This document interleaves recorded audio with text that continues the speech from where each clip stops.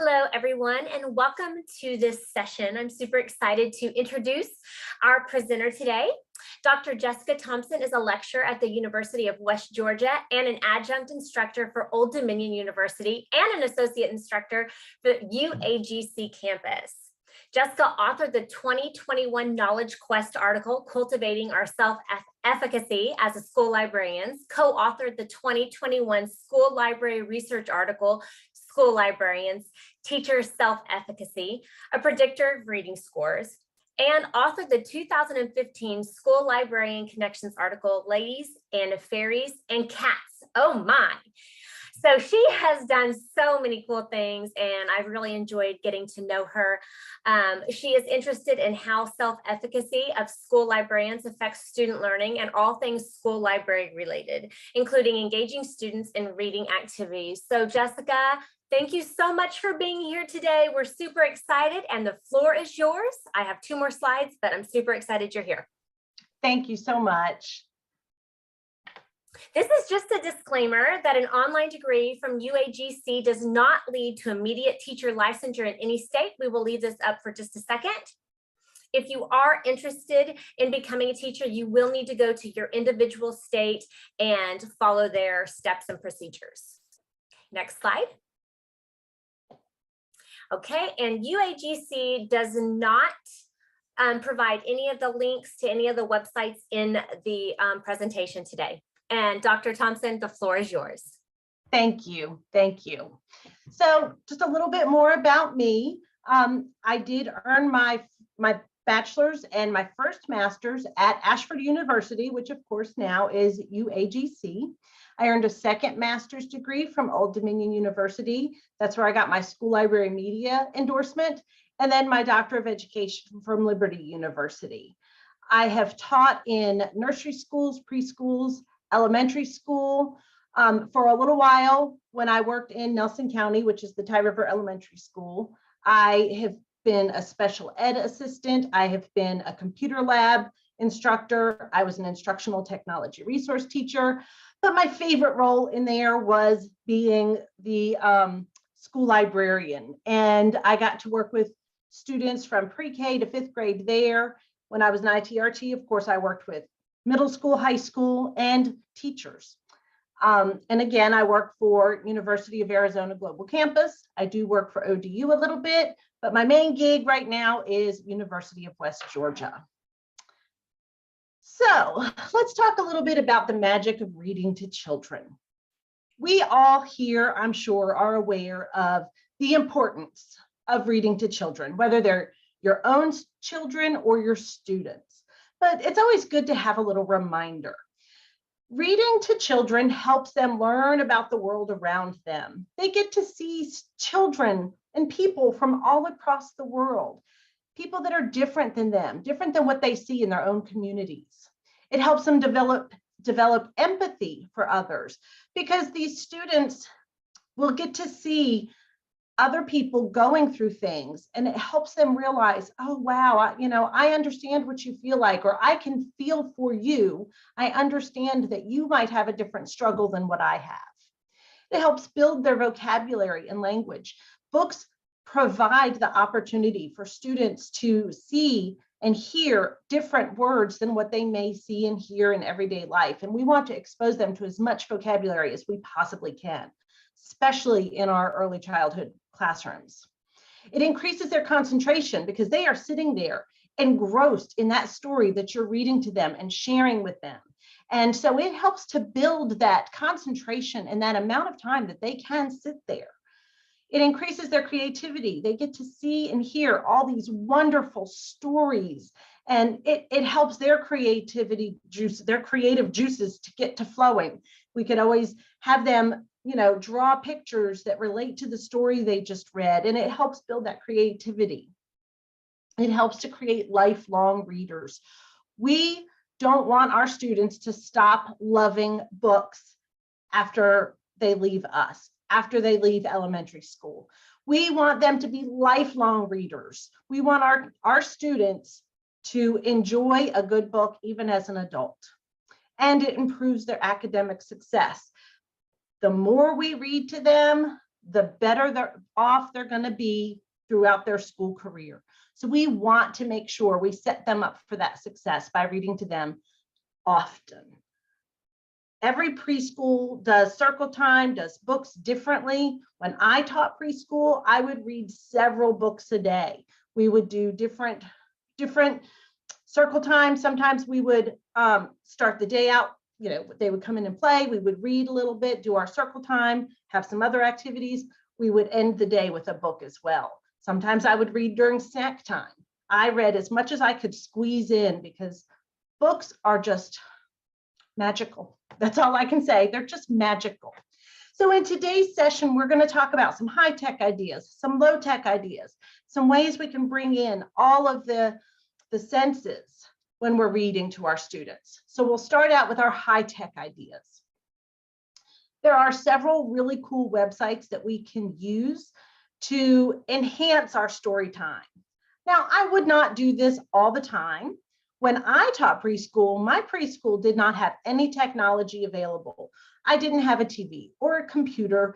I didn't even have a projector or anything. So this is not required. This is just if you have these things available, if you have internet, if you have a computer, you could do these things. I did them with pre-K when I worked in the school library because of course I had them available. But I did not use any of these when I taught preschool because I didn't have them available. Of course, that's been a while ago too. And I know preschools have become a little more high tech than when I taught. But here's some ideas of things you can do. These websites listed here, Storyline Online, Epic, Starfall, Go Noodle, are all great for enhancing or contributing to story time in different ways. So we're going to take a little peek at them. And let me show you. So this is Storyline Online. And basically, this is the Screen Actors Guild. These are actors and actresses, and they read children's books. So if you could play this during snack time, it's just great for them to hear different people read to them. And there are tons of stories on here. This one is one of my favorites, Harry the Dirty Dog, and it's read by the late, great Betty White. And it's just such a sweet story, and she does a great job reading it.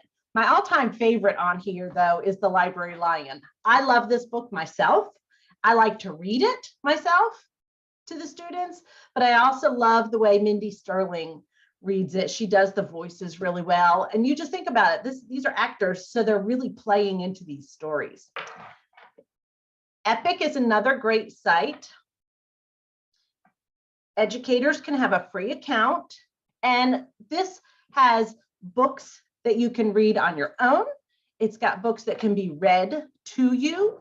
There are videos that can go along with your theme for the week. And then there are audiobooks where it just reads the books to you. But this is just another way to enhance story time. You can always incorporate like some of these educational videos or neat videos that could tie in with whatever theme or story you're reading. Starfall is another great site. I used to do this. I used to have a big TV. I also at one point had a smart board. So you could do this as a group. If you have computers or iPads that your students use, they could do this, but you can do the site all together. This is great for literacy and numeracy. I like that it has some books that are kind of fun because like you can make the jack-o'-lantern. So they're themed stories, but you could also just use this to help with their letters and their phonics. So if you're doing the letter A today, we're just going to pick the letter A. You would click on the letter A, and again, you can do this as a whole group, everybody just watching. A. A. And then you see where it sparkles down here. If you just click on the sparkles, and then again, it's sparkly here. Apple. And then when you go all the way through the letter at the end, there's a little game, and you can always do the game together. You could call one student up to help. This is just another neat way to use technology to enhance story time. We all know kids are wiggly, right? I was a wiggle worm. I still am a wiggle worm. Go Noodle is this fun site. And this is actually still my login from when I was the school librarian at Ty River. And you can see that I had for each grade, and then demo class was pre-K. I just never changed the title to pre-K. And what you do is you pick this little character. You see how each of them has a different character. And when you go to it, there are videos or activities that you can do, like movement, and it helps get the wiggles out. And so it's a lot of fun to do these with students, and you can do themed ones that go right along with whatever you're doing. So, and you can favorite them. So you'll see my heart is my favorites. And these were my favorites that I would do with my pre-K. I had some favorite ones that I really loved, and some were so-so. So you just have to kind of look through them and pick which ones were your favorite.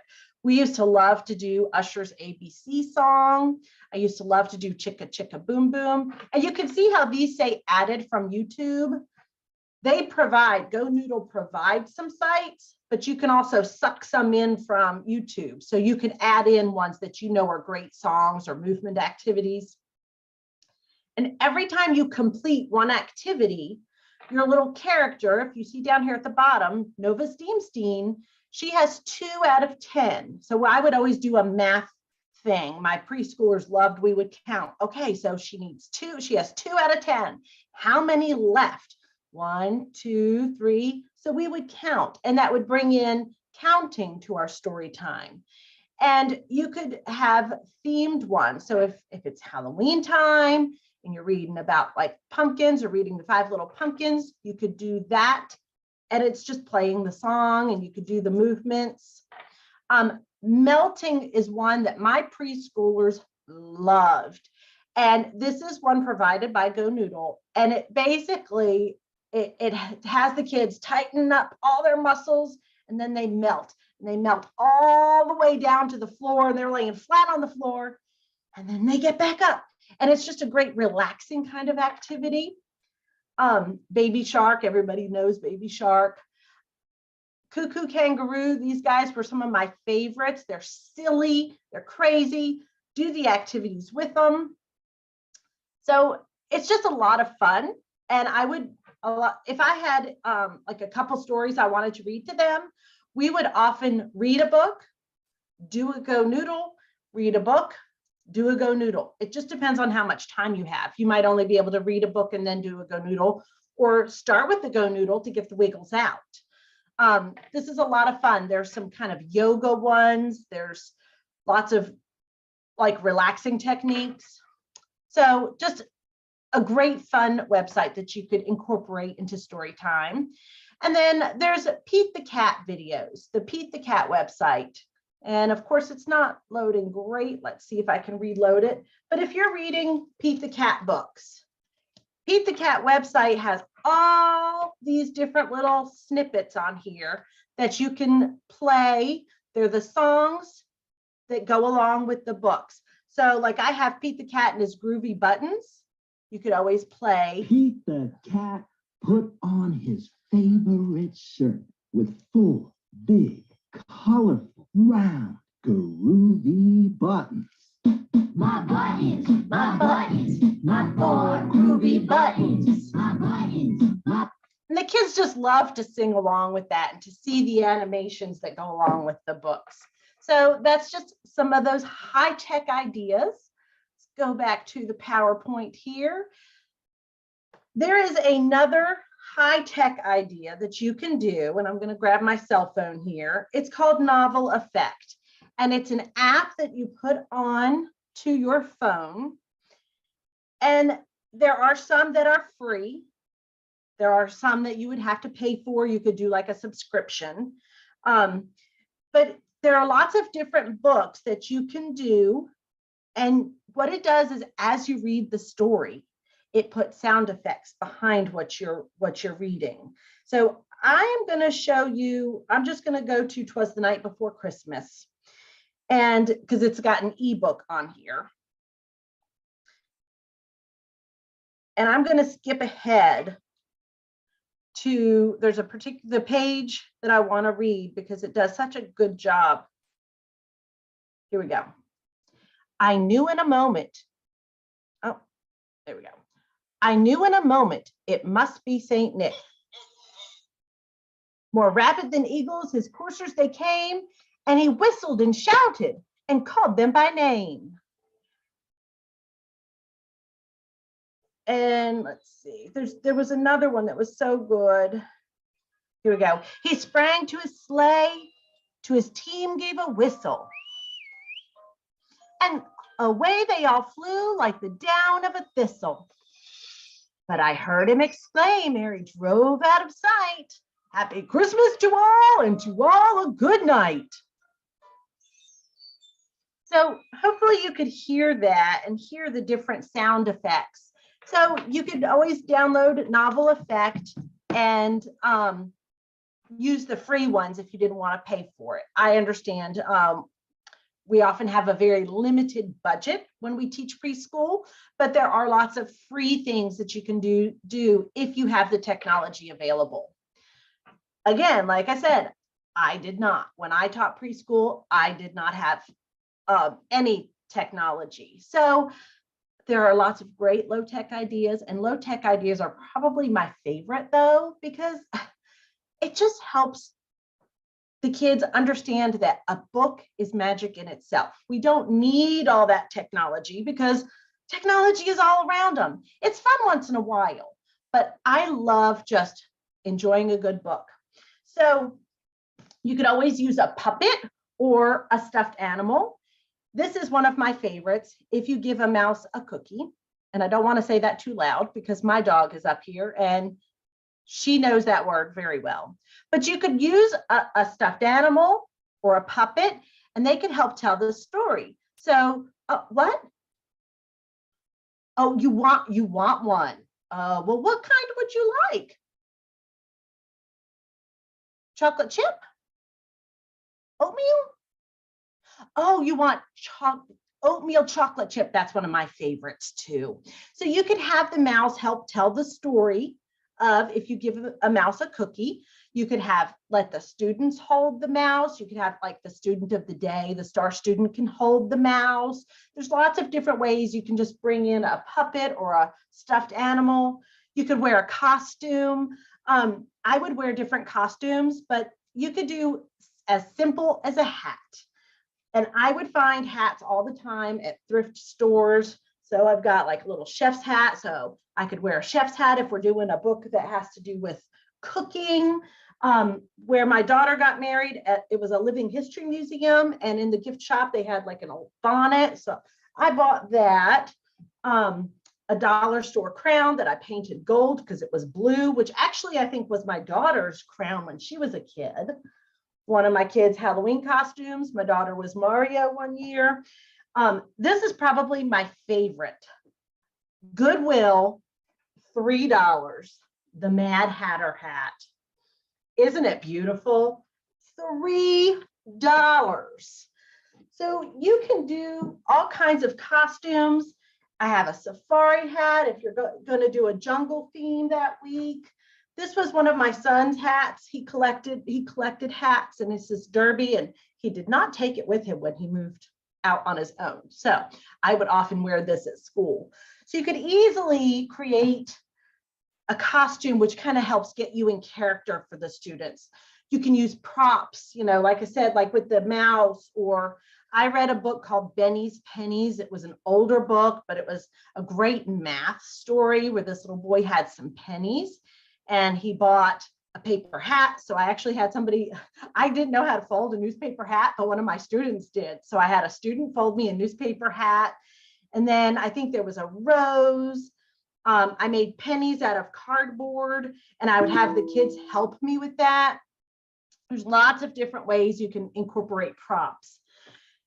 Get the children involved. This was one of my favorites to read, Shake Them Halloween Bones. And let me just see if I can shrink this. Well, I would have to stop sharing. We'll leave that up. So Shake Them Halloween Bones. And I would tell the kids, guys, I need your help with this story. There's a part in the story that says, shake, shake, shake them bones now. And I need your help with that. And I would show them, we're going to shake our hands. Now, make sure they keep them close. Shake, shake, shake them bones now. And then it says, at the hip hop Halloween ball. And when it gets that part, you're going to slap your legs. And I would get them to practice with me. And then we would do it. And because it repeats throughout the book. I just made up those movements. You could make different ones. You could do this with lots of different books. But let me read a little bit to you so you can see how that would feel. It's Halloween night. Jack-o'-lanterns glow in darkened windows. Goblins crouch behind front porch stoops. Witches peer from nearby rooftops. The city is quiet. The city is still. But as the lights go down, the music comes up. A 1, a 2, a 1, 2, 3, 4, shake, shake, shake them bones. Now shake, shake, shake them bones. Now shake, shake, shake them bones at the hip hop Halloween ball. And you would just, every time that comes up in the story, the kids would help me do it. They loved that. It is so good to get them involved in the book.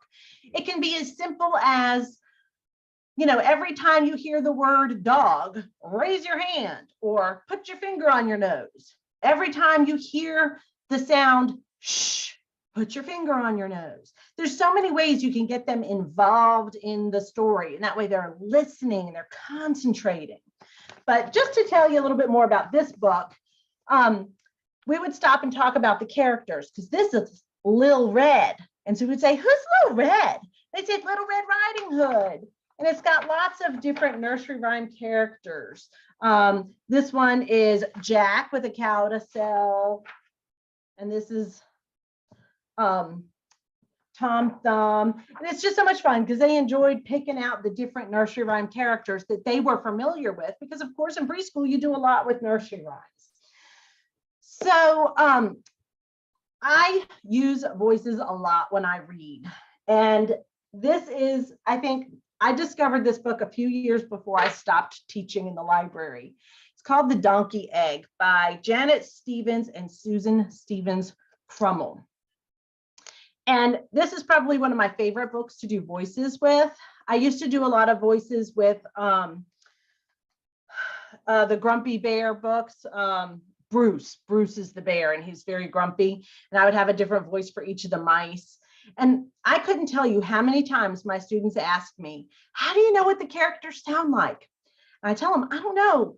It just happens. It just comes out. I don't know. Even my fifth graders, when I was teaching in the elementary school, the fifth graders would ask me that. And they loved hearing me read books because I use those voices. I know some people aren't super comfortable with being silly and making silly voices, but your students will love it. So practice. You know, you might want to take the book home and practice in the privacy of your own home. And then when you're in front of your students, it's easier. Now, this story at the beginning, it shows the characters. Oh, first, let me tell you. So we would talk about, this is the donkey egg, and you could see, what is that? The kids would say, you know, I wouldn't ask. They would just say, that's a watermelon. And I'd say, well, no, it's called the donkey egg. No, it's a watermelon. And I'm like, well, I don't know. The book says it's a donkey egg. Let's read and find out, because maybe donkeys really do come from eggs. And so I would start out on this page where it introduces them, kind of getting into that voice, the characters. It says starring Bear, old, lazy, cranky, worked hard once, but not anymore, needs motivation. Hare, friendly, speedy, always running, wants a rematch with Tortoise. And, you know, do all the characters that way. Fox, clever, likes to play tricks, looking for mischief and some quick cash. And then when you read the story, of course, you have to do the voices. Now, of course, in this book, it's really cool because you have like the narrator voice. So that's just your normal voice. Up on the hill lived a grumpy old bear. His farm was a wreck and it needed repair. But Bear didn't care. He just slept in his chair and growled at his neighbors, Fox and Hare. And then over here he says, grrr. Got to play it up, you know. Wake up, Bear, cried Fox. I know you want to turn this place back into a mighty fine farm, grow some mighty fine crops, and have a mighty fine life. But you need help, and I've got just the thing. Grrr, growled Bear. What thing? Ta-da! A donkey. And then Bear, you know, he says, that's not a donkey. And then they talk about, you know,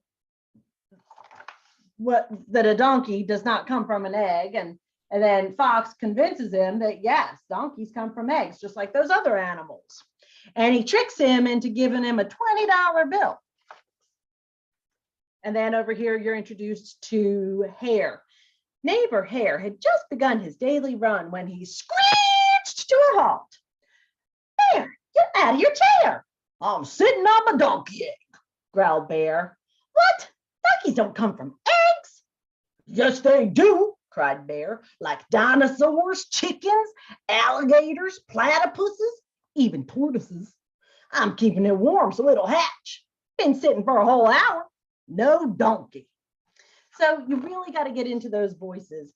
And this book, I think, did I miss that page? Yeah, so this is pretty cool. In this book, it has some facts for you. It says, did you know?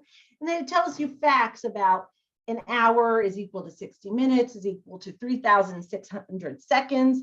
It takes a spider about an hour to spin a fancy web. So I would always make a point to say, did you know? And I would read the facts, and the kids would really, you know, of course they'd say, yes, I knew that. You know, they're so silly.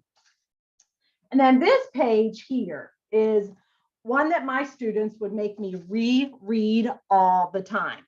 I can't tell you, every time I read this book, I had to read this. I'd go back when the book was over. They would want me to go back and sing the song. So be prepared, because I can't sing. What do I do now? Then Bear remembered. Keep it safe. Bear cradled the egg and sang, rock-a-bye donkey, my little one. Ripen and hatch, there's work to be done.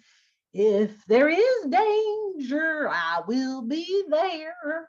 You'll be my donkey, I'll be your bear.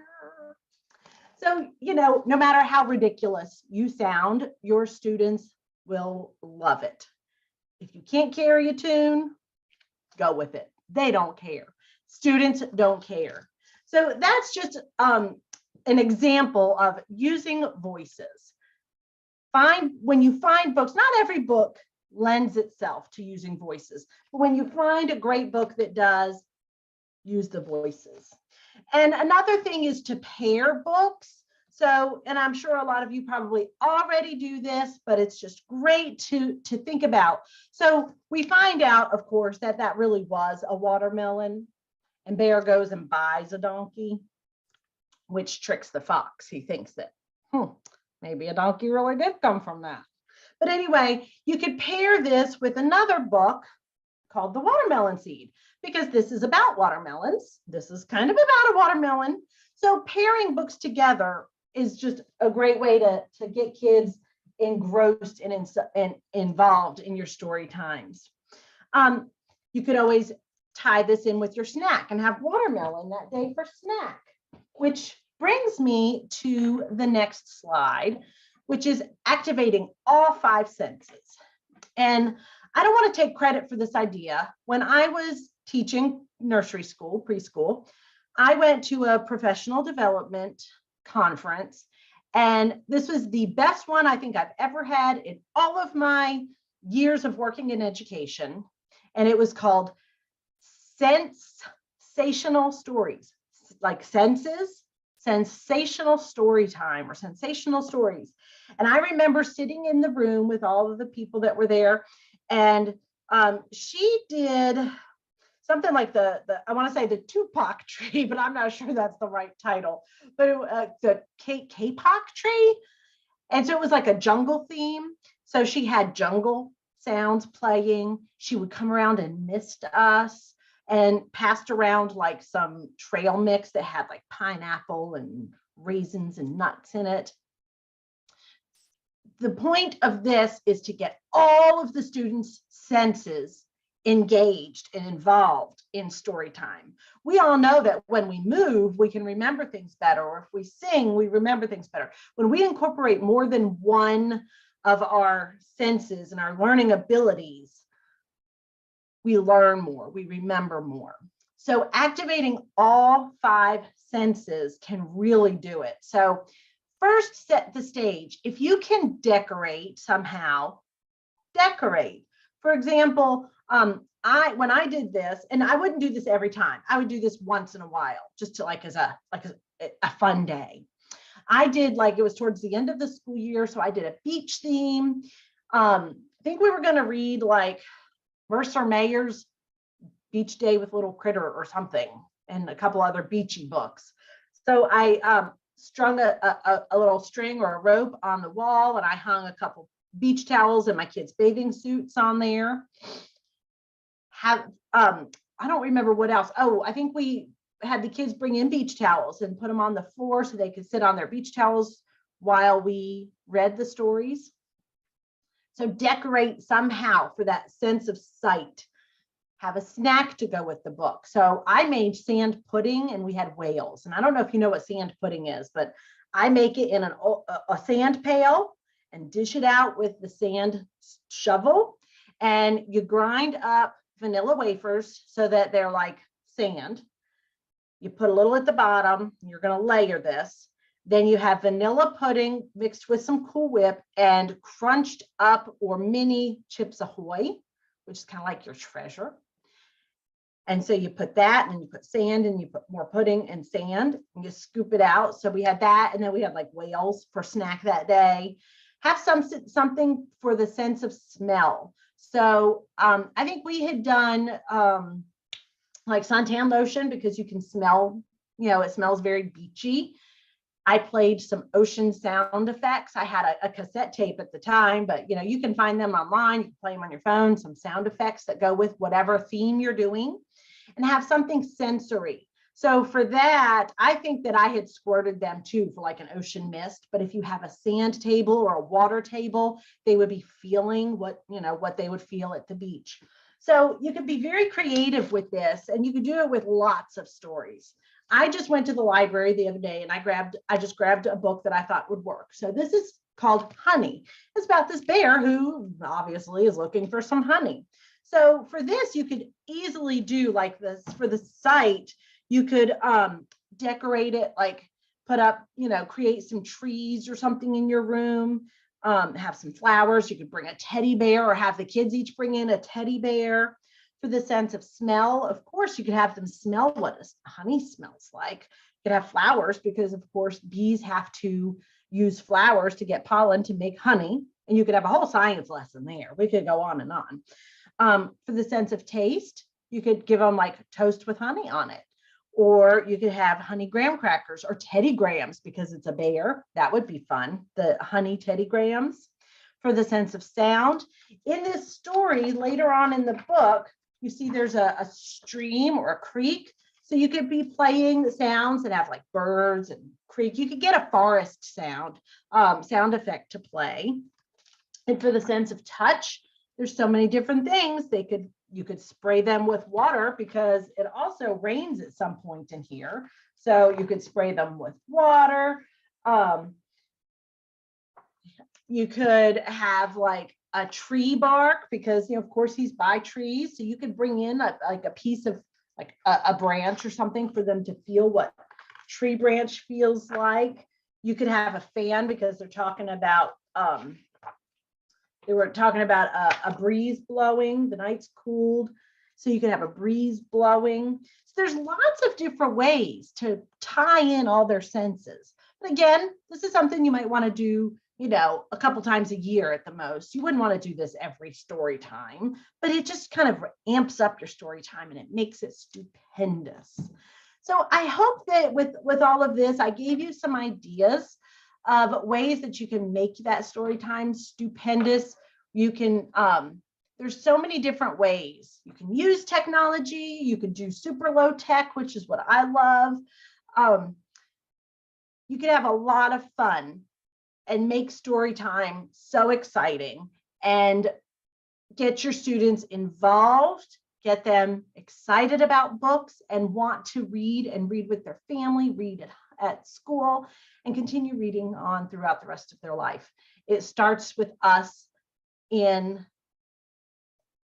early childhood education. So if you happen to have any questions, or if you would like to have a copy of this PowerPoint so you can access those sites, you are welcome to email me, Jessica Thompson at faculty@uagc.edu.